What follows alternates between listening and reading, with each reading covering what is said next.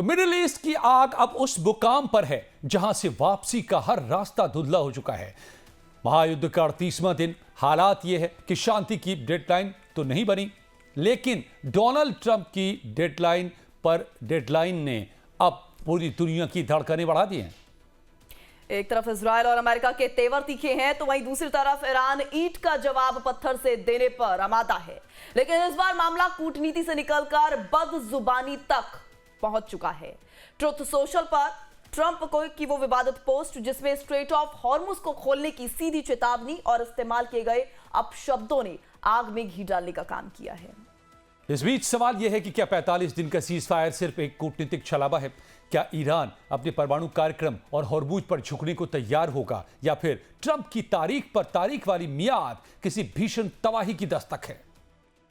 क्योंकि महायुद्ध के बीच इधर जंग की तपिश है तो उधर दुनिया महंगाई के दंश से कराह रही है। कच्चा तेल $111 तक पहुंच चुका है, जो भारतीय अर्थव्यवस्था के रगों में घाव कर रहा है।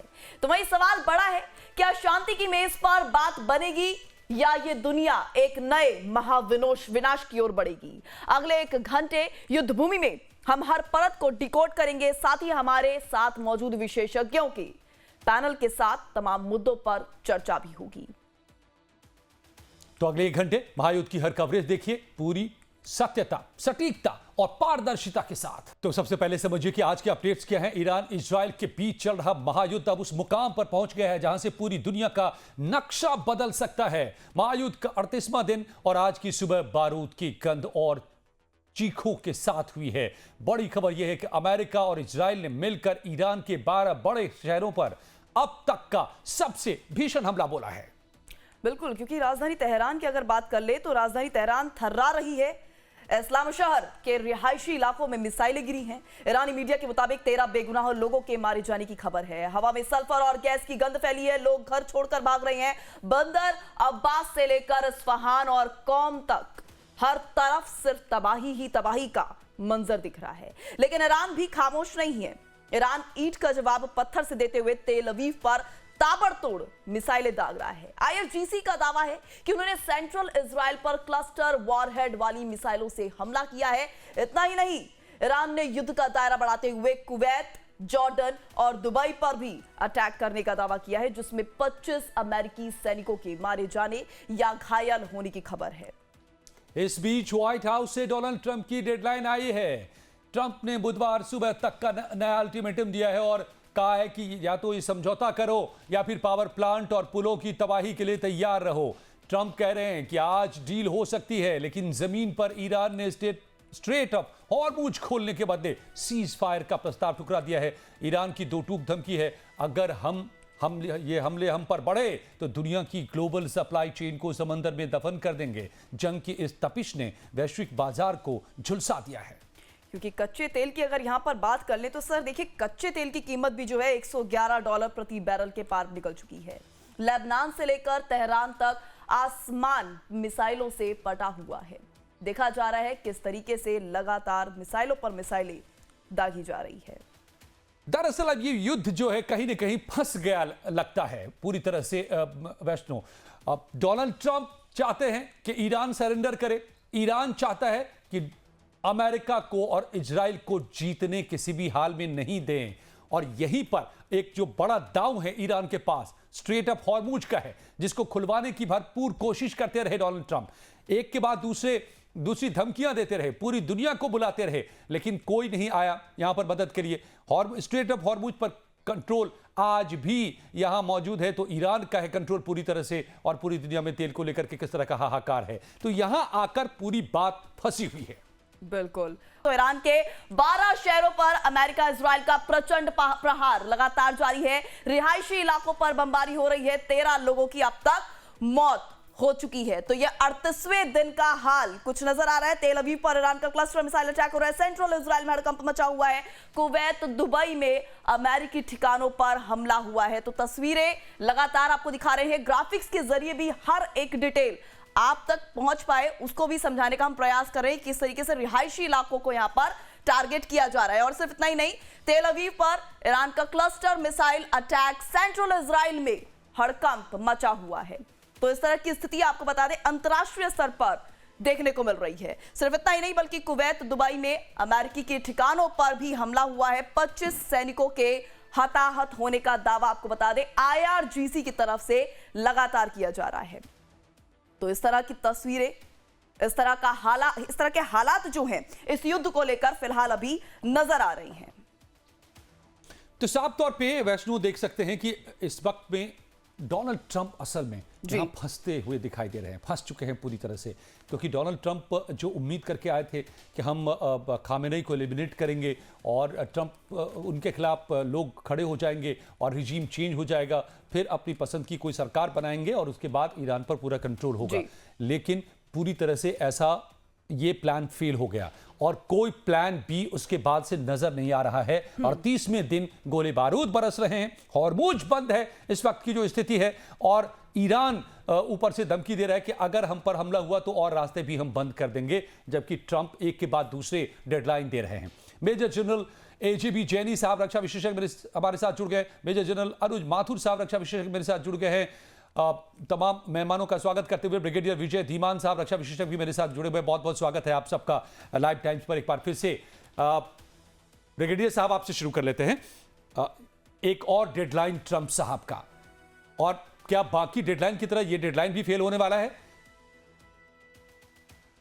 देखिए, आपने सही कहा, तारीख पे तारीख, तारीख पे तारीख, और ये कल सुबह 6:30 बजे देख लीजिए, उसके पहले एक और डेडलाइन आ जाएगी।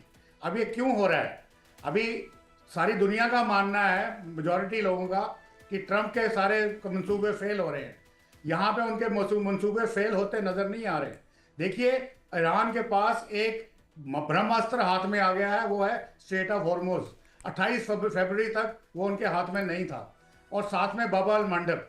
अब प्रॉब्लम ये है कि जो ट्रंप कर रहे हैं वो क्या कर रहे हैं, उसकी क्या मंशा है, क्या उसका कोई डीपर पर्सपेक्टिव है? बिल्कुल है।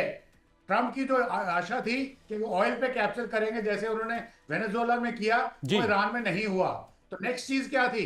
नेक्स्ट चीज थी preservation of petro dollars. Trump की जो अमेरिका की जो करेंसी है वो इस वक्त खतरे में है, और चाइना के जो युआन है वो ऊपर परवान चढ़ते चले जा रहे हैं, और अमेरिका कभी नहीं चाहेगा कि उसका जो पेट्रो डॉलर है वो हमेशा के लिए तबाह हो जाए, क्योंकि उससे उसकी इकोनॉमी हमेशा के लिए तबाह हो जाएगी। दूसरी तरफ सब हम ये बोल रहे हैं कि ट्रंप इज अंडर प्रेशर, क्योंकि उनकी नेगेटिव रिकग्निशन आ रही है, लोग उसके अगेंस्ट जा रहे हैं, और उसकी नवंबर में उनकी मिड टर्म इलेक्शन है। देखिए, मिड टर्म इलेक्शन और no election, America is ruled by Jews, चाहे वो रिपब्लिकन्स हो चाहे डेमोक्रेट्स हो।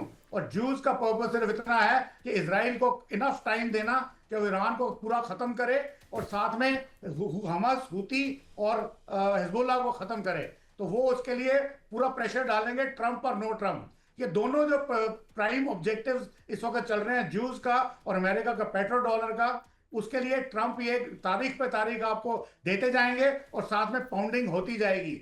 हथियारों की यहाँ कोई कमी नहीं है। अभी आपने देखा जो मेनलैंड अमेरिका से हथियार जो डिप्लॉयमेंट हो चुकी है, प्लस हमने कुछ दिगो गार्सिया का भी सुना है, परंतु अभी तक जितने भी उनके हथियार मान लो गुआम आइलैंड में हैं, उनको अभी टच नहीं किया गया है। इसलिए ये तारीख पे तारीख का एक नया पैंतरा है। और जहां तक तो आप कह रहे हैं कि तारीख पे तारीख नया पैंतरा है, ये कोई ट्रंप की कमजोरी नहीं है, एक युद्ध का दांव है, ये बड़ी बात आप कह रहे हैं, क्योंकि दुनिया के कई जानकार मानते हैं कि अमेरिका के इंटरसेप्टर्स खत्म हो रहे हैं, खाड़ी देश अब बेपर्दा हो रहे हैं सेफ्टी से, सिक्योरिटी से। क्या सेफ्टी उनकी कम हो रही है? मेजर जनरल AGB जैनी साहब, उसमें उनको कोई फर्क नहीं पड़ता। उनके पास तेल के भंडार हैं, और आज की डेट में वो 12 million barrels per day produce कर रहे हैं। उसके अलावा उनके पास जो तेल के भंडार वेनेजुएला के जो उन्होंने अपने कब्जे में ले लिए हैं वो भी हैं। तो इस वक्त जो सबसे बड़ी प्रॉब्लम है वो प्रॉब्लम है is with Asia and Europe, और एशिया यूरोप को कुछ भी होए अमेरिका को फर्क नहीं पड़ता, इसलिए वो इनको चुप कराने के लिए alright sir, I come back to you जी, उनकी स्ट्रेटजी। जैनी साहब को भी लाते हैं जी, जैनी साहब को भी लाते हैं, और फिर माथुर साहब भी हमारे साथ हैं। जैनी साहब, क्या लग रहा है आपको कि ये डेडलाइन पे डेडलाइन ट्रंप की कमजोरी है या ट्रंप की चाल है? क्योंकि ब्रिगेडियर साहब कह रहे हैं कि ये चाल है, ट्रंप अभी लड़ते रहेंगे जब तक पूरी तरह से खत्म ही नहीं कर दें और वाकई स्टोन एज में न पहुंचा दें। Is it so? Thank you for inviting me on your show. मेरे को पैनलिस्ट दोनों मेरे मित्र और दोस्त लोग हैं। Welcome sir. अनुज भी और विजय भी। और हमेशा जो है वो को पैनलिस्ट से भी सीखने को मिलता है, हमेशा हर शो से सीखने को मिलता है। बहुत बहुत धन्यवाद, बहुत बहुत राम राम और जय हिंद आप लोगों को। देखिए, आज 38वां दिन हो गया। अब वो समय आ गया है कि हमको थोड़ा सा लाइन से हट के सोचना पड़ेगा, आउट ऑफ द बॉक्स सोचना पड़ेगा। वही घिसी पिटी रिकॉर्ड का नीडल के ये फंस गए फंस गए फंस गए, इसको अभी थोड़ी देर के लिए अलग रख के हमें ये सोचना पड़ेगा कि देखिए, America is the only super power. It is a very very powerful country and Trump, ये मानना पड़ेगा, is the most powerful man living on this earth. आज के दिन जो उसके हाथ में पावर है, वो उतनी बराबर पावर किसी की भी नहीं है। चाहे चाइना की ले लीजिए, जीपिंग की ले लीजिए, या पुतिन की ले लीजिए, किसी की भी ले लीजिए, Trump is the most powerful man. तो ये दोनों चीजें को अगर मिलाए जाएंगे तो क्या इतने बेवकूफ होंगे कि वो फंस गए फंस गए फंस गए? नहीं, मैं विजय साहब से हल्का सा सहमत हूं इस बात में। This is a strategy of ambiguity.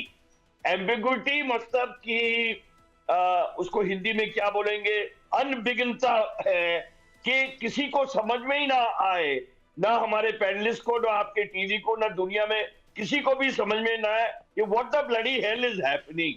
And in the mean time, by time, आपको टाइम खरीद लो, टाइम मिल जाए कि आप वो करो जो आप करना चाहते हैं जी। इतना कहने के बाद में मैं ये जरूर कहूंगा कि ट्रंप जब इस लड़ाई में आए तो बिना किसी पॉलिटिकल एम के आए।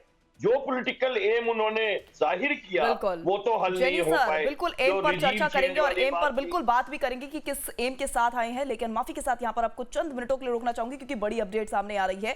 बड़ी अपडेट से दर्शकों को रूबरू करवाना भी बेहद जरूरी है कि आखिर चल क्या रहा है मिडल ईस्ट में। ये बड़ी जानकारी आपको बता दें, रिवोल्यूशनरी गार्ड के इंटेलिजेंस चीफ की मौत हो गई है। ये बड़ी और अहम जानकारी आपको बता दें, रिवोल्यूशनरी गार्ड के इंटेलिजेंस चीफ की मौत हो गई है। इजरायली हमले में माजिद खादेमी की मौत की जानकारी सामने आ रही है। हम आतंकवादियों के नेताओं को खत्म कर रहे हैं। इजराइल की तरफ से यह बड़ी बात कही गई है कि हम आतंकवादियों के नेताओं को खत्म कर रहे हैं, बचे नेताओं को भी जल्द खत्म कर दिया जाएगा और उनको खत्म करने के लिए इजराइल पूरी तरह से तैयार है। ये इस वक्त की बड़ी और अहम जानकारी सामने आ रही है। आपको बता दें, इजराइल की तरफ से यह बड़ी बात कही गई है और इस बीच ये बड़ी और अहम जानकारी भी सामने आ रही है कि किस तरीके से इजराइल हमले में माजिद खादेमी की मौत हो गई है। रिवोल्यूशनरी गार्ड के इंटेलिजेंस चीफ माजिद खादेमी की मौत हो गई है। यह बड़ी और अहम जानकारी सामने आ रही है, यानी कि चोट पर चोट पहुंचाई जा रही है। इजराइल ईरान को यहां पर बुरे तरीके से क्षतिग्रस्त करता नजर आ रहा है, तो वहीं आपको बता दें ईरान भी एक के बाद एक कड़ा प्रहार इजराइल पर करता नजर आ रहा है। और अब बात दुनिया के सबसे ताकतवर शख्स के सबसे विवादित बयान को भी समझिए। डोनाल्ड ट्रंप अब सिर्फ डेडलाइन नहीं दे रहे हैं बल्कि मर्यादा की सीमाएं भी लांघ रहे हैं। ईरान को पागल कहना, सोशल मीडिया पर नर्क भेजने की धमकी देना, क्या ये एक राष्ट्रपति को शोभा देता है? उनके अपशब्द को लेकर विशेषज्ञों से बातचीत भी करेंगे, लेकिन पहले आपको पूरी खबर बताते हैं आखिर माजरा क्या है। दरअसल अमेरिका के राष्ट्रपति डोनाल्ड ट्रंप ने ईरान को नई धमकी दी है। ट्रंप ने ईरानियों को पागल और अपशब्द उनके लिए कहा है। ट्रंप ने अपने सोशल मीडिया पोस्ट पर ईरान से कहा कि हॉर्मुज खोल दो वरना तुम्हें नर्क में पहुंचा देंगे।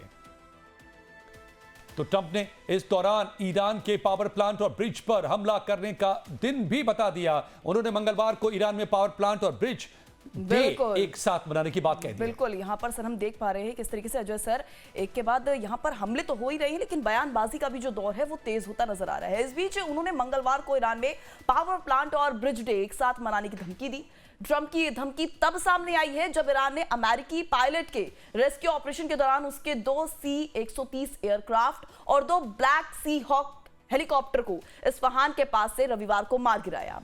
उनके इस पोस्ट के बाद अमेरिका में न्यूयॉर्क के डेमोक्रेटिक पार्टी के सांसद चक शुमर ने तीखी टिप्पणी भी दी है, इस पर तीखी प्रतिक्रिया उन्होंने दी। उन्होंने वहीं थाईलैंड में ईरान के दूतावास ने ट्रंप के पोस्ट के बाद लिखा कि अमेरिकी राष्ट्रपति जिस तरह से किशोरों की तरह गालियां देते हैं उसे देखकर ऐसा लगता है कि अमेरिका उम्मीद से कहीं पहले पाषाण युग में पहुंच गया है।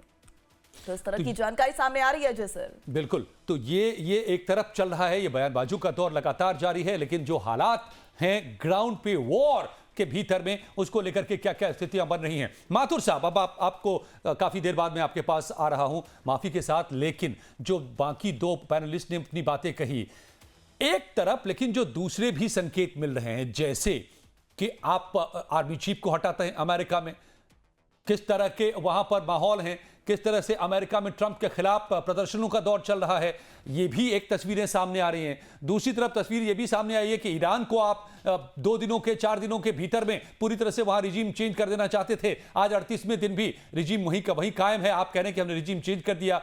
ये सिम्टम्स क्या बता रहे हैं? स्ट्रैटेजी और वाकई अमेरिका का ये फेलियर है, ये खिंचता जा रहा है न चाहने के बावजूद भी युद्ध।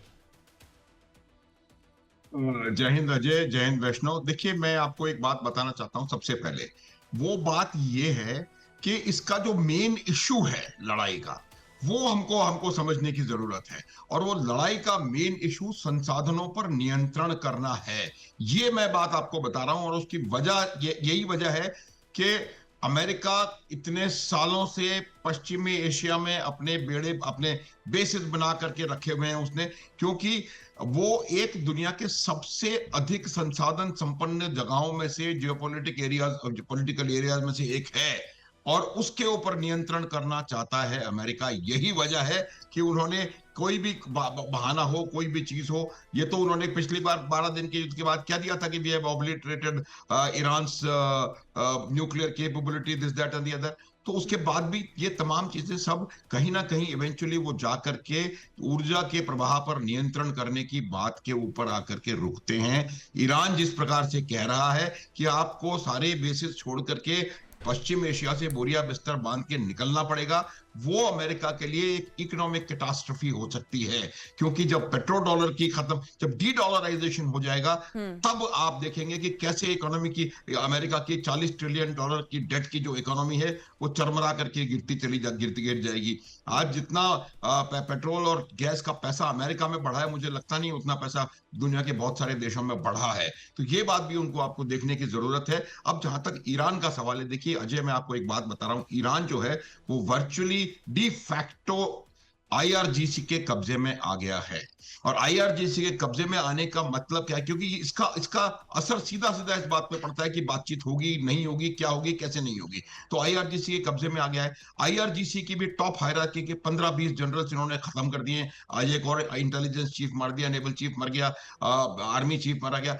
तो अब ये जो इनकी ताकत थी ईरान की कि हमारे 31 जो है हमने बहुत बढ़िया अपने सेमी ऑटोनोमस फाइटिंग यूनिट्स बना के तैयार रखी हैं, अब वो मुझे 31 अलग इंडिपेंडेंट आर्मीज बनी भी नजर आ रही हैं, जिनके ऊपर वर्चुअल कंट्रोल किसी का कहीं ना कहीं नजर नहीं आ रहा है। और इस वजह से आप कोई भी बात करते रहिए, ये लोग आपस में भी बात नहीं कर रहे हैं, और इनके पास अपनी टारगेट लिस्ट है, और उसके ऊपर अपने तरीके से इनके अपने ड्रोन हैं, अपने मिसाइल हैं, अपना कमांड एंड कंट्रोल है, अपना कम्युनिकेशन है, अपना लॉजिस्टिक्स है, और ये अपना उसके ऊपर हमला करते जा रहे हैं। और अधिकतर लोग बदला की रिवेंज की उसके साथ ये अपने सारे कार्रवाइयां कर रहे हैं। तो इस चीज का तुरंत बंद होना मुझे नजर नहीं आ रहा। अब मैं आपको ट्रंप की परेशानी बता रहा हूं, कि बार बार वो कह रहे हैं कि 15 दिन, 2 हफ्ते, 3 हफ्ते। देखिए, एक अमेरिका वॉर पावर्स एक्ट है 1973 का, उसके हिसाब से अमेरिका का राष्ट्रपति इस बात का हकदार है कि वो किसी भी युद्ध में अमेरिका को ले जा सकता है, लेकिन 60 दिन के अंदर 60वें दिन वो युद्ध अपने आप बंद हो जाएगा और सेनाओं को वापस आना पड़ेगा, जिसके लिए उनको 30 दिन दिए जाएंगे, अनलेस कांग्रेशनल उसको अप्रूवल नहीं मिलता है। तो ये उनको एक बहुत बड़ा जो उनके ऊपर दबाव है, इसीलिए वो चाहते हैं कि अगले 10-15 दिन में 28 अप्रैल से पहले जितना अधिक से अधिक नुकसान कर सकें, और जिस भी प्रकार से नोशनली ही चाहे वो स्ट्रेट ऑफ हॉर्मुज का कंट्रोल, नियंत्रण अपने पास या अपने साथियों के पास दिखा सकें। ये उनका उद्देश्य है। एक लाइन और बोलूंगा प्लीज, एक लाइन और, कि अब अगर ट्रंप को परेशानी होगी तो ट्रंप स्ट्रेट ऑफ हॉर्मुज को कॉम्बेटाइज करेगा। और कॉम्बेटाइज करने का अर्थ यह है कि अभी क्या है कि नियंत्रण ईरान का है, क्योंकि ईरान डिसाइड कर रहा है कौन आएगा कौन जाएगा। अगर यहां पर युद्ध शुरू हो गया, यहां पर आपने भी उतने के उतने गोले बरसाने शुरू कर दिए, तो ये ईरान भी इस बात को डिसाइड नहीं कर पाएगा कि यहां से कौन जाएगा। पूरे विश्व के लिए यह आर्थिक रूप से बहुत बड़ी समस्या हो सकती है, लेकिन ये एक चीज होती भी मुझे नजर आ रही है कि इसको कॉम्बेटाइज करके ईरान का नियंत्रण खत्म कर दिया जाए इसके मूवमेंट के ऊपर से, ये एक संभावना है अजय। जी बिल्कुल। विजय सर, मैं आपका यहाँ पर रुक करना चाहूंगी। जिस तरह से यहाँ पर माथुर सर ने कहा कि इस तरह का टारगेट लेकर अमेरिका आगे बढ़ रहा है, नियंत्रण पाना चाह रहा है हॉर्मुज का, क्या इतना आसान होगा? और 28 अप्रैल तक का जिस तरीके से यहाँ पर माथुर सर जिक्र करते नजर आ रहे हैं, क्या लगता है कि 28 अप्रैल तक ये नियंत्रण अमेरिका के पास आ पाएगा? और अगर नहीं भी आ पाता है तो और कितनी बुरे तरीके से यहाँ पर त्राही देखने को मिलती है, अर्थव्यवस्था पर इसका कितना असर पड़ता है? देखिए, जहां तक हॉर्मोज के नियंत्रण की बात है, पहले मैं आपको बताऊंगा मिलिटरीली मेरे हिसाब से इट इज नियर इम्पॉसिबल। वैसे इम्पॉसिबल कुछ नहीं होता लाइफ में, पर फिर भी जिस किस्म की पावर ट्रंप के पास है, परंतु इसको नियर इम्पॉसिबल है। उसके लिए उसको पूरा का पूरा ईरान को पल्वराइज करना पड़ेगा, जो पॉसिबल नहीं है, because Iran is half the size of India. अब मैं ये क्यों कहता हूं? मैं इसलिए कहता हूं कि जो गल्फ ऑफ हॉर्मोज है, इसके अंदर 4 घंटे की विंडो है किसी भी शिप को क्रॉस करने के लिए। 4 घंटे बहुत होते हैं। Even if America gives in the naval escort और एयर एस्कॉर्ट वो भी दे दे, तो अगर मान लो उन सब स्पॉट्स की जो टारगेट हैंडलिंग कैपेबिलिटी होती है वो लिमिटेड होगी। 50, 100, 200 जितना भी आपने लगाना लगा लीजिए। और ईरान कहीं से भी उसके पास लॉन्ग रेंज मिसाइल जो थोड़ी बहुत बची हैं, या उसका जो स्पेस प्रोग्राम है, उसके जो रॉकेट्स हैं, वो अगर एक भी सफल हो जाता है एक टैंकर को हिट करने के लिए। And what is a tanker? Tanker is a huge thing. अगर एक भी टैंकर पे आग लगती है और वो गल्फ ऑफ हॉर्मोज के बीच में फंसा हुआ है, तो उसको आग बुझाने में it be weeks to this thing. उसके बाद अगर उसके 2 टुकड़े हो जाते हैं, तो यहाँ का जो कॉन्टिनेंटल शेल्फ है वो इतना शैलो है कि it will permanently be blocked. तो इसलिए मैं मानता हूं कि इसको टोटली अमेरिका के लिए इसको वेपनाइज करके अपने कंट्रोल में लेना will be a very very difficult preposition. तो हॉर्मोज खुलवाना मुश्किल है। बिल्कुल धीमान साहब, हॉर्मोज खुलवाना मुश्किल है। एक छोटा सा जवाब इससे पहले कि हम एक छोटे से ब्रेक के लिए हमें रुकना पड़ेगा, जैनी साहब से ले लेते हैं। मेजर जनरल साहब, सबसे बड़ी बात है कि अगर संसाधनों पे आपको कब्जा करना है, आपको हॉर्मुज खुलवाने की बात हो या ईरान पर कंट्रोल पूरी तरह से एस्टैब्लिश करने की बात हो, अगर ये लॉन्ग टर्म प्लानिंग है इस तरीके से सोचें, तो आपको बूट ऑन ग्राउंड करना पड़ेगा। लेकिन ईरान में क्या बूट ऑन ग्राउंड अमेरिका करने को तैयार है? इसके तो सब इसके एडवर्स संकेत मिल रहे हैं हर जगह से। देखिए, इसमें तो कोई डाउट नहीं है कि स्ट्रेट ऑफ हॉर्मुज को ईरान ने वेपनाइज किया है। तो जब ईरान इसको वेपनाइज करेगा, तो कोई वजह नहीं है कि अमेरिका और इजरायल की जो मिल के इसको कॉम्बेटाइज करे। क्योंकि जैसे कि अनुज माथुर साहब ने बहुत सही बोला, और मैं उनसे सहमत हूं इस बात में, कि अमेरिका ऐसे ही भाग के छोड़ के जाने वाला नहीं, ना तो वो हार मानेगा। और ट्रंप इतने जिद्दी हैं, इतना अहम है, इतना उनमें ईगो है, इतना उनमें खुद का व्यक्तित्व है कि वो पीछे हटने वाले भी नहीं। बात रही इलेक्शन की, और जो विजय ने बहुत अच्छी बात बोली कि अनुज ने बोली थी कि उनका एक एक्ट है कि चाहे कोई भी पार्टी हो, जो जूइश लॉबी है, चाहे डेमोक्रेट्स हो वहां पे पावर में, चाहे रिपब्लिकन। ऑलराइट सर, इसका मतलब है कि ट्रंप साहब बिना हार माने जाएंगे नहीं, तो फिर फतह है। जी सर, सॉरी, हम आ रहे हैं आपके पास सर। ट्रंप साहब ऐसे जाएंगे नहीं, जैसे कि हमारे पैनलिस्ट मान रहे हैं, वॉर एक्सपर्ट्स मान रहे हैं, तो फिर रास्ता क्या है? क्या बिना जीत हासिल करके ही अगर जाना चाहते हैं ट्रंप साहब, तो उनके पास क्या जीत का कोई रास्ता है, कोई फॉर्मूला है, कोई ब्लूप्रिंट दिखाई दे रहा है? ये भी समझते हैं हम लोग। युद्ध भूमि आप देख रहे हैं, क्या चल रहा है ईरान अमेरिका युद्ध में, और इस वक्त क्या हालात हैं और आगे क्या होगा, इसे समझ रहे हैं हम सीधे वॉर एक्सपर्ट से, डिफेंस एक्सपर्ट से। बिल्कुल, लेकिन उससे पहले एक बार रुक कर लेते हैं बड़ी अपडेट का, और बड़ी जानकारी सामने आ रही है। हॉर्मुज स्ट्रेट को लेकर ईरान ने बड़ा बयान दिया है। हॉर्मुज स्ट्रेट जो लगातार चिंता का विषय बना हुआ है और हर कोई इस पर बयानबाजी कर रहा है। इस बीच बड़ी अपडेट सामने आ रही है। भारत समेत दोस्त देशों के लिए हॉर्मुज सुरक्षित है, दोस्त देशों के लिए सुरक्षित आवाजाही है। ईरान की तरफ से यह बड़ा दावा किया गया है हॉर्मुज को लेकर कि दोस्त देशों के लिए, मित्र देशों के लिए सुरक्षित आवाजाही है। उनके शिपमेंट को वहां पर किस तरह से कोई दिक्कत नहीं होगी, लेकिन दुश्मन देशों के लिए हॉर्मुज बंद रहेगा। ईरान ने यह बड़ी बात कही है। यह बड़ी अपडेट सामने आ रही है हॉर्मुज को लेकर। स्ट्रेट ऑफ हॉर्मुज जो लगातार चिंता का विषय बना हुआ है, और अभी हम कुछ देर पहले चर्चा भी कर रहे थे, तो किस तरीके से हॉर्मुज को ईरान वेपनाइज करता नजर आ रहा है, इस पर भी हम लगातार बात कर रहे थे। फिलहाल चर्चा का रुख करते हैं और चर्चा की तरफ बढ़ते हुए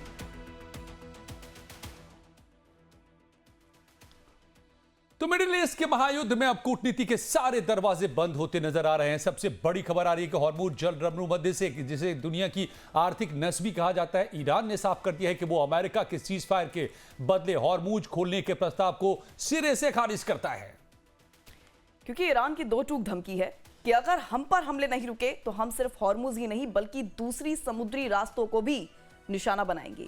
तेहरान ने साफ चेतावनी दी है कि वो ग्लोबल सप्लाई चेन को ठप करने की ताकत रखता है, अपनी संप्रभुता के लिए आखिरी दम तक लड़ेगा। दुनिया के लिए यह खतरे की सबसे बड़ी घंटी है, क्योंकि अगर समुद्री रास्तों पर ताला लगेगा तो पूरी दुनिया की अर्थव्यवस्था घुटनों पर आ जाएगी। तो इस तरह की स्थिति फिलहाल नजर आ रही है और ऐसे में ईरान का यह बड़ी बात कह देना अपने आप में ही चिंता की ओर संकेत कर रहा है। जी हाँ, तो हॉर्मुज से बल अब संदीप का क्या दो तरफा घेराबंदी है ये भी समझिए। दुनिया की अर्थव्यवस्था जिन समुद्री नसों से होकर गुजरती है उनमें से एक है हॉर्मुज पर ईरान का कंट्रोल है इस वक्त में पूरी तरह से।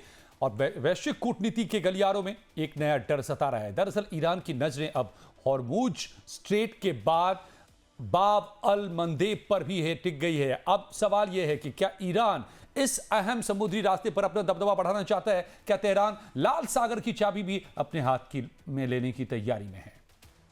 लेकिन उससे पहले यह समझिए कि जगह इतनी खास क्यों है। बाब अल मंदेब यानी गेट ऑफ टीयर्स, लाल सागर और अदन की खाड़ी को जोड़ने वाले एक बेहद अहम समुद्री रास्ता है ये। अगर ये रास्ता बाधित होता है तो यूरोप एशिया के बीच समुद्री व्यापार बुरी तरह से प्रभावित हो सकता है। यानी अभी तक सर ये देख रहे थे कि जलडमरू मध्य, यहां पर हॉर्मुज की हम बात कर रहे थे, उसके यहां पर प्रभावित होने से, बाधित होने से इतनी दिक्कत आ रही है, लेकिन अब यहां पर संकट की जो स्थिति है वो एक लेवल और ऊपर जाती नजर आ रही है। और हूतियों ने हमला करके यह संकेत भी दे दिया है कि अब यहां भी तो ये भी बड़ा सवाल यही है कि बाब अल मंदेब क्यों खास है, इसको भी समझ लीजिए। बाब अल मंदेब एक संकरा रास्ता है वैष्णो, इसकी खासियत क्या है? बिल्कुल, ग्राफिक्स के जरिए दर्शकों को समझाने का जरा प्रयास करेंगे कि आखिर क्यों ये खास है। दुनिया का अहम चौक पॉइंट माना जाता है बाब अल मंदेब, एक संकरा समुद्री रास्ता है जो कि बेहद अहम माना जाता है। ऐसे में अब इसको बाधित करने की ईरान जो है पूरी तैयारियों में नजर आ रहा है। इसी के साथ आपको ये बता दें, लाल सागर को अदन की खाड़ी से ये जोड़ता है, इसलिए भी ये खास है, जिसको टारगेट करने की तैयारी में है। आगे जाकर स्वेज नहर तक ये पहुंचता है और इसी के साथ आपको बता दें यूरोप और एशिया के बीच सबसे छोटा समुद्री रास्ता है ये। तो हॉर्मुज के बाद अगली नजर इस पर है और ऐसे में सबसे छोटा समुद्री रास्ता है और इसी को यह बाधित करने की पूरी तैयारी नजर आ रही है। हर दिन लाखों बैरल कच्चा तेल और गैस इसी रास्ते से होकर गुजरते हैं और समझने वाली बात है कि अगर इसको बाधित किया गया तो देश किस तरीके से, देश की जो आर्थिक व्यवस्था है चरमराएगी। ये अपने आप ही सोचने वाली बात है। यूरोप अमेरिका तक ऊर्जा सप्लाई का बड़ा हिस्सा आपको बता दें इस पर निर्भर है, इसलिए इसे लाल सागर भी कहा जा रहा है। आपको बता दें यूरोप अमेरिका तक ऊर्जा सप्लाई करने का इसे एक तरह से बड़ा जो हिस्सा है वो इसी पर ही निर्भर है। वहीं आपको यह बता दें कि रास्ता बंद हुआ तो जहाजों को केप ऑफ गुड होप से जाना पड़ता है। तो इस तरह की स्थिति फिलहाल अभी नजर आ रही है। साफ तौर पे तो ये अपने आप में जो हालात यहां पर बने हुए हैं, क्या ईरान और इसको एस्केलेट करेगा? क्या ईरान इससे और ज्यादा आगे बढ़ाएगा? हॉर्मुज के बाद अब क्या रेड सी पर भी कंट्रोल करेगा? यह भी एक नया सवाल पैदा हो रहा है। हमारे साथ तीनों मेहमान जुड़े हुए हैं। मेजर जनरल रिटायर्ड एजीबी जैनी साहब, रक्षा विशेषज्ञ मेजर जनरल अनुज माथुर साहब, डिफेंस एनालिस्ट रिटायर्ड ब्रिगेडियर विजय धीमान साहब भी डिफेंस एनालिस्ट जुड़े हुए हैं। धीमान साहब, इस दौर की बातचीत फिर आपसे ही शुरू करते हैं। क्या ये आपको लग रहा है कि ईरान रेड सी पर भी कंट्रोल कर लेगा, जिस तरह की वो धमकी दे रहा है कि अगर और हमले तो रेड सी भी जाएगा हाथ से? फिर देखिए, टेक्निकली स्पीकिंग जो हूती है, जो अभी यमन पे कब्जा करके बैठे हुए हैं, वो ईरान के कब्जे में हैं। ईरान के ही वो प्रॉक्सी ग्रुप है और ईरान 100% उनको बोल सकता है कि देखिए इसको आप बंद करिए। परंतु अभी यहाँ पे क्या हुआ है, जब ये जो आपका स्ट्रेट ऑफ हॉर्मुज से 20 मिलियन बैरल्स पर डे का आवक जावक थी पर डे, तो दैट हैज बीन स्टॉप।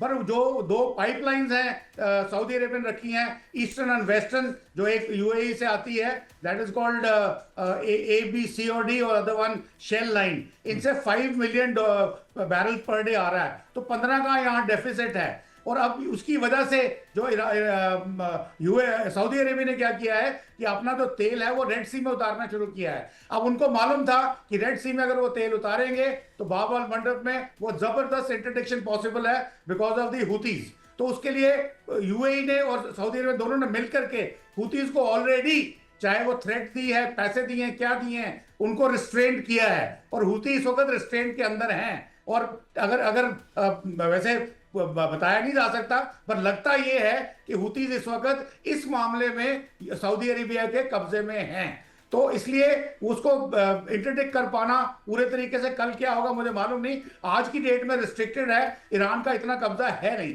पर कल को वो हो भी सकता है, हुतीज बदल भी सकते हैं बिकॉज यहाँ पे सारी बात चल रही है कौन कितने ज्यादा पैसे देता है। हुतीज एक मर्सनरी ग्रुप है, अगर ईरान फाइनेंस करता तो ईरान के साथ चलेंगे और अगर सऊदी करता है, यूएई करता है तो उनके साथ चलेंगे। और इस वक्त फाइनेंसिंग की जहां तक बात है, जो लॉजिस्टिक्स की बात है, वो यूएई कंबाइंड तो पिछले दिनों हुतियों ने भी हमला कर ही दिया है जी।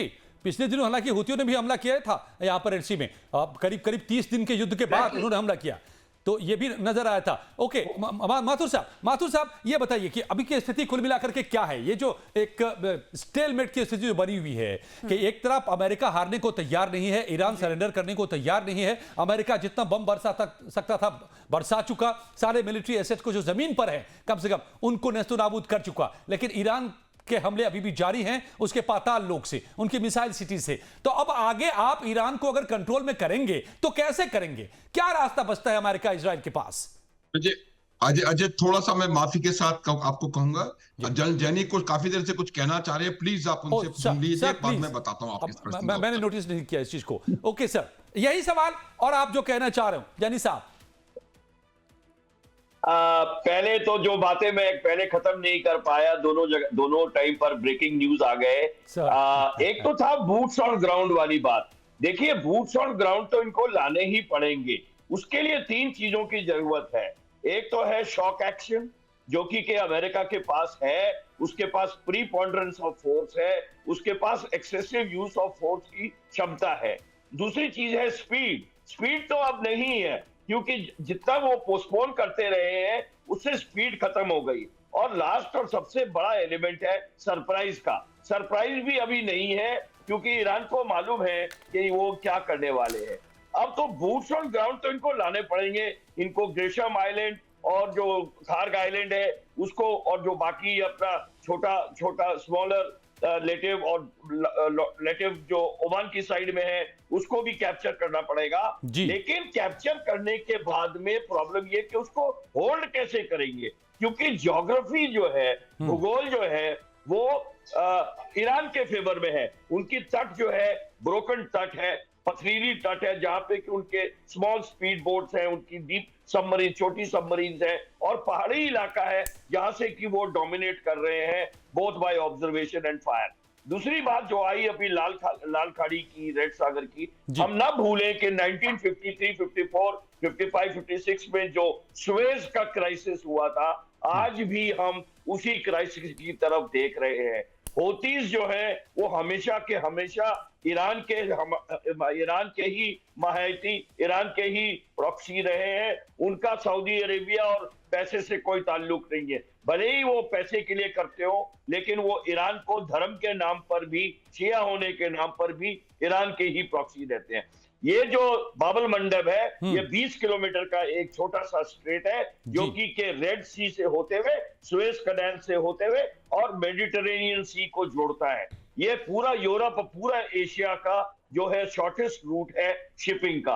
अगर हुतीज इसको बंद कर देते हैं, मैं आपको वादा देता हूं कि जो ये आपका होर्मुज वाला क्राइसिस है ये सेकेंडरी हो जाएगा, ये नंबर 2 पे आएगा, और रेड सी और सुएज कैनाल में पूरा यूरोप इफेक्ट हो जाएगा। आज के दिन जो है बिकॉज ऑफ होर्मुज यूरोप के ऊपर ज्यादा इफेक्ट नहीं हो रहा है। China, Australia, Asia, India, south east Asia, ये तो इफेक्ट हो रहे हैं, लेकिन यूरोप इफेक्ट नहीं हो रहा है। जब रेड सी बंद हो जाएगा, सुएज कैनाल बंद हो जाएगा, होतीज अपना दामन दिखाने लगेंगे, तब यूरोप भी इस लड़ाई में आएगा, ये मैं कहना चाहूँ। ओके, ओके, अब माथुर साहब के पास जाएंगे, उससे पहले बिल्कुल। वैष्णवी के पास एक बड़ी खबर आ रही है। वैष्णवी, बिल्कुल बड़ी खबर सामने आ रही है और बड़ी जानकारी है कि ईरान ने अमेरिकी इजराइल के ड्रोन को मार गिराया है। चर्चा का रुख करेंगे, लेकिन उससे पहले बड़ी खबर सामने आ रही है। दर्शकों को इससे भी रूबरू करवाना बेहद जरूरी है, क्योंकि जानकारी है कि अमेरिका इजराइल के ड्रोन को ईरान ने मार गिराया है। दावर इलाके के पास ड्रोन को ढेर कर दिया गया है। इस वक्त की बड़ी और अहम जानकारी सामने आ रही है इस युद्ध से जुड़ी। यहाँ पर दावर इलाके के पास ड्रोन को ढेर कर दिया गया है और ये बड़ी और अहम जानकारी आपको बताते चले सामने आ रही है कि किस तरीके से यहां पर ड्रोन मार गिराया गया है। ईरान ने ये ड्रोन ध्वस्त किया है। अमेरिका इजराइल की तरफ से ये ड्रोन छोड़ा गया था, जिसको ईरान ने ध्वस्त कर दिया है। ओके, तो ये सिलसिला वैष्णु लगातार जारी है और ये अमेरिका के लिए बड़ी चिंता की बात हो रही है कि उनके लगातार फाइटर जेट्स गिर रहे हैं, ड्रोन्स गिर रहे हैं और कई हाल के दिनों में गिर चुके हैं।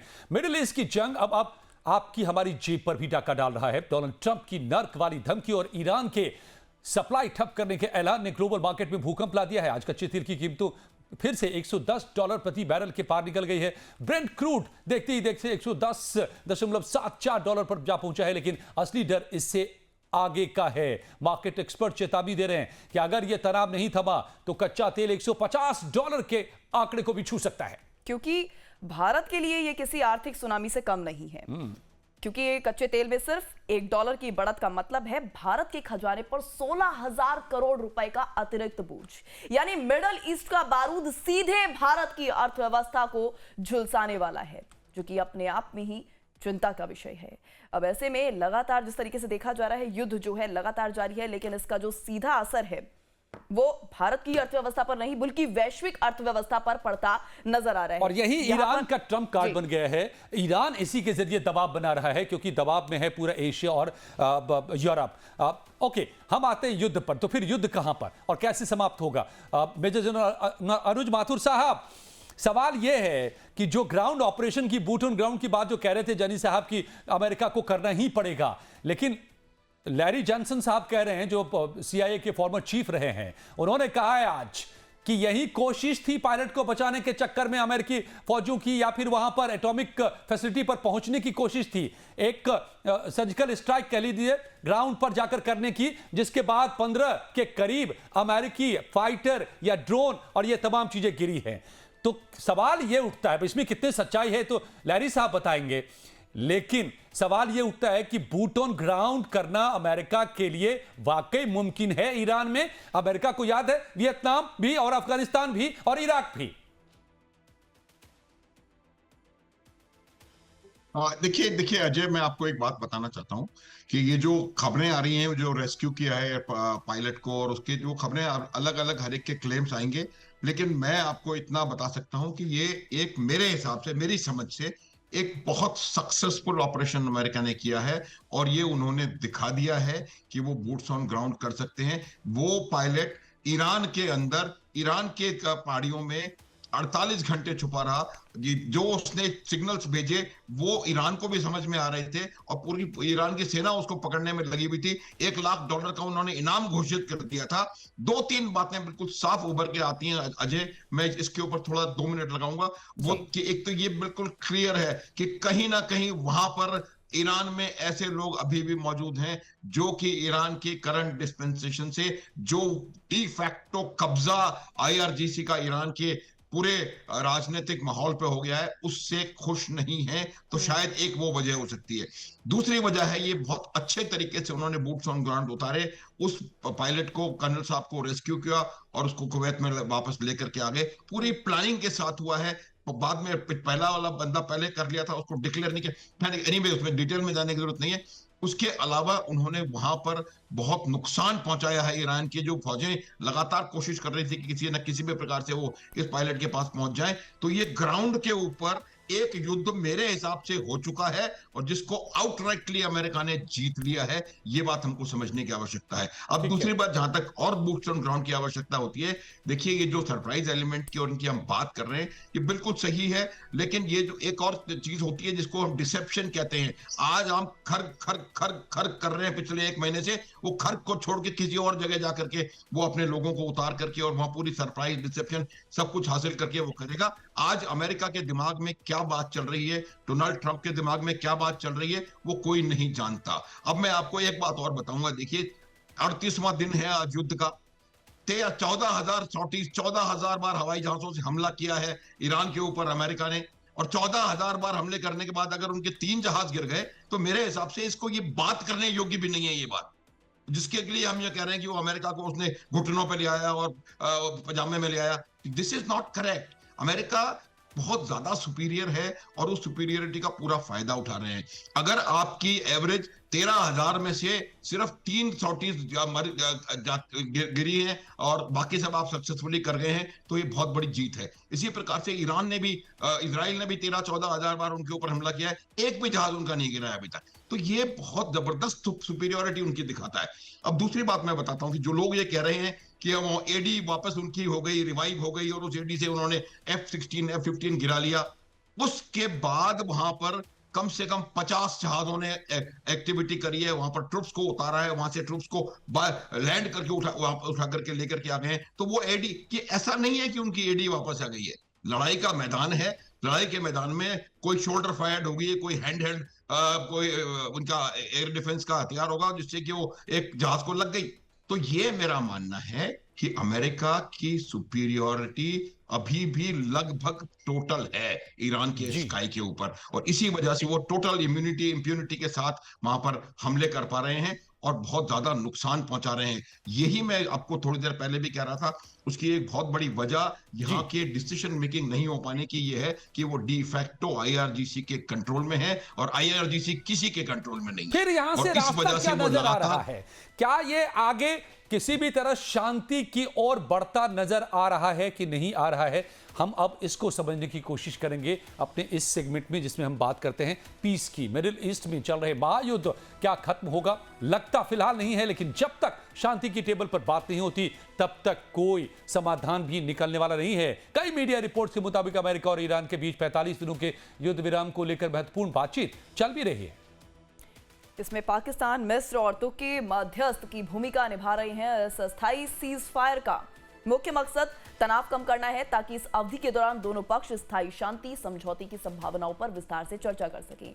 उधर अमेरिका और ईरान के बीच 45 दिनों के युद्ध विराम को लेकर महत्वपूर्ण बातचीत चल रही है, जिसमें पाकिस्तान, मिस्र, तुर्की मध्यस्थ की भूमिका निभा रही है। इस अस्थायी सीज फायर का मुख्य उद्देश्य तनाव कम करना है ताकि इस अवधि के दौरान दोनों पक्ष स्थायी शांति समझौते की संभावनाओं पर विस्तार से चर्चा कर सके। मिडिल ईस्ट में बढ़ते तनाव के बीच भारत ने कूटनीतिक स्तर पर अपनी सक्रियता बढ़ा दी है। भारत के विदेश मंत्री एस जयशंकर ने कतर, UAE और ईरान के नेताओं से बातचीत कर क्षेत्रीय हालात पर चर्चा भी की है। आखिर क्या है इस बातचीत का मकसद और भारत की रणनीति? क्या भारत युद्ध रोकने में बड़ी भूमिका निभा सकता है? यह अपने आप में ही बड़ा सवाल है। दरअसल भारत के विदेश मंत्री एस जयशंकर ने सबसे पहले UAE के उप प्रधानमंत्री और विदेश मंत्री शेख अब्दुल्ला बिन जायद अल नाहयान से बात की और इसके बाद कतर के प्रधानमंत्री शेख मोहम्मद बिन अब्दुल रहमान अल थानी से चर्चा भी हुई। लेकिन सबसे महत्वपूर्ण रही ईरान के विदेश मंत्री अब्बास अराक्ची से हुई बातचीत। उन्होंने खुद जयशंकर को फोन करके क्षेत्रीय सुरक्षा पर भारत की राय जानी चाहिए।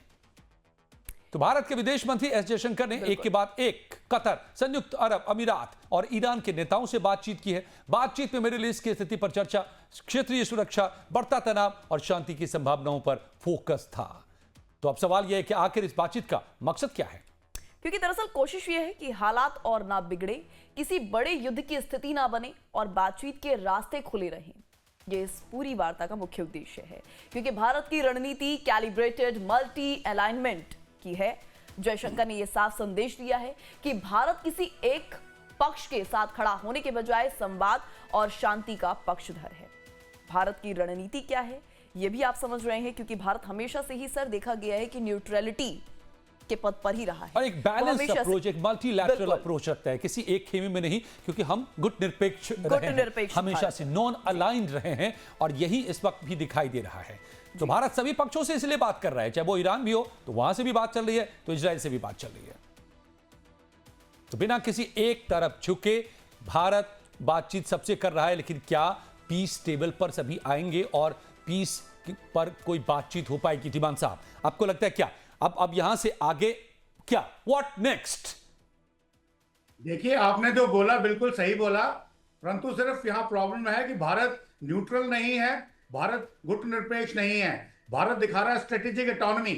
उसका मतलब यह है कि भारत सबके साथ मिलकर चल रहा है। वी आर नॉट न्यूट्रल, बाहर नहीं बैठे हैं, न्यूट्रल प्लेस भी नहीं है, we are showing strategic autonomy.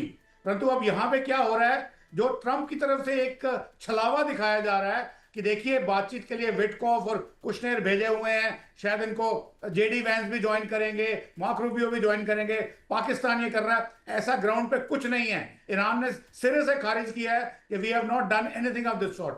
अगर कोई बातचीत हो रही है वो भारत की तरफ से हो रही है, और दुनिया के कई देश में उंगलियों पे गिन सकता हूं, इंक्लूडिंग फ्रांस एंड जर्मनी, वो कहते हैं भारत को पहल करनी चाहिए, और भारत के विदेश मंत्री, भारत के प्रधानमंत्री इन चीजों की ऑलरेडी पहल कर रहे हैं, और इवन रशिया भी ये कहता है कि भारत को करनी चाहिए।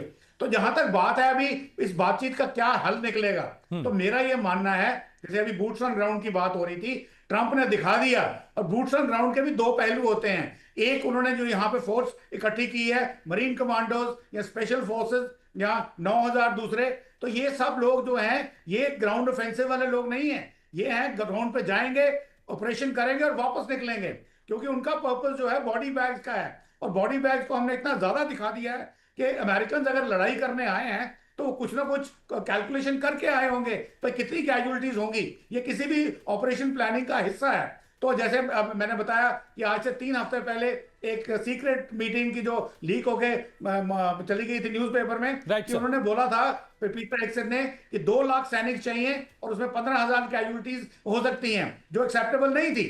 तो ultimately they said no. But ये जो कैपेबिलिटी उन्होंने करके दिखाई है, एक्सट्रिकेटिंग द पायलट, ये जो एक ऐसा ऑपरेशन है, ये अभी कई सालों तक दुनिया भर की मिलिट्री एकेडमीज में स्टडी किया जाएगा और इसकी बात की जाएगी। और ये इज समथिंग लाइक एंटेबे जो हुआ था इजरायलियों द्वारा, या इवन अमेरिकन ने उसामा बिन लादेन को एक्सट्रिकेट किया था पाकिस्तान से। तो ये इस किस्म की जो होंगे, अब इसके ऊपर जो प्रधानमंत्री ट्रंप हैं कोशिश करेंगे कि ईरान को झुकाने की। और मैं देखिए, ईरानियंस आर हेरिटेज सिविलाइजेशन, और वहां बहुत सारे लोग हैं जो अक्लमंद हैं। आईआरजीसी क्योंकि रेडिकलाइज्ड ऑर्गेनाइजेशन है, 1979 में जो किया वो जायज था, क्योंकि 53 का बदला था वो, परंतु उसके बाद अगर वो मॉडरेट रहते तो they would have been force to reckon with, but ultimately they tried to go the radicalized way, और ये उनका आज हाल हो गया है। ठीक है विजय सर, समय का अभाव है, इसलिए एक आखिरी कमेंट में यहाँ पर अनुसर से लेना चाहूंगी। अनुसर, क्या आपको भी लगता है कि भारत न्यूट्रल नहीं है? देते हैं हमको कि अगर वो इनको बोलें और वो अपनी सारी शर्तें मनवा लें, और अपने जो ब्रह्मास्त्र उनके पास है स्ट्रेट ऑफ हॉर्मुज का। विजय सर, समय का अभाव है, इसलिए मैं आखिरी कमेंट यहाँ पर अनुसर से भी लेना चाहूंगी। अनुसर हमारे साथ काफी लंबे वक्त से जुड़े हुए हैं, उनसे भी मैं उनकी प्रतिक्रिया जानना चाहूंगी। अनुसर, क्या आपको भी लगता है कि भारत का स्टैंड न्यूट्रल नहीं है, वो सभी देशों के साथ है? और अगर ऐसा है भी तो अभी फिलहाल जो युद्ध जो है 38वें दिनों में प्रवेश कर चुका है, किस तरीके से इसको रोकने का यहाँ पर समाधान निकलता फिलहाल अभी नजर आ रहा है?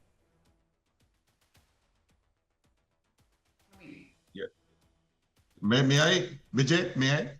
Yes sir, please please, thank you. और इसी में मैं जोड़ देता हूं, क्योंकि ये आखिरी कमेंट है आपका सर आज के शो में, आपको किधर जाता दिख रहा है? पीस विल विन या वॉर विल एस्केलेट? एक लिमिटेड ऑपरेशन अमेरिका ने कर दिखाया ऑन ग्राउंड, लेकिन full fledged boot on ground, क्या ये होगा? मुझे अजय, किसी भी युद्ध का अंतिम परिणाम नेगोशिएटिंग टेबल के ऊपर ही निकलता है।